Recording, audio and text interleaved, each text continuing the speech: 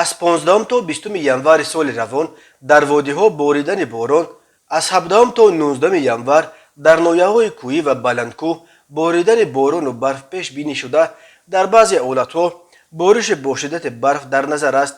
инчунин аз 16 تا 19 январ дар баъзе нояҳо туман мефарояд.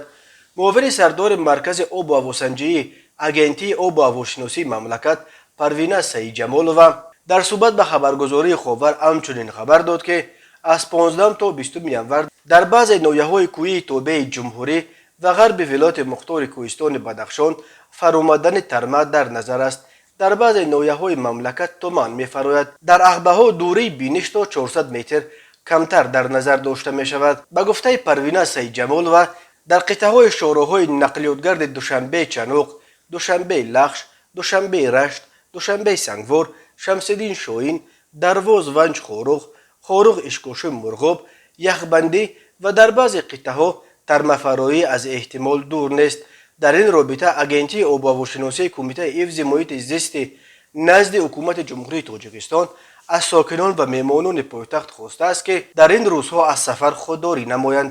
ба таваҷҷӯҳи ронандагон расонда мешавад ки воситаҳои нақлиёташонро барои ҳаракат дар шароити барфу яхбандӣ бо таҷҳизотҳои зарурӣ муҷҳҳаз гардонида, ҳангоми ҳаракат дар роҳҳо бахусус дар манотиқи тармафаро фосилаи байни мошинҳоро қатъиян риоя намоянд.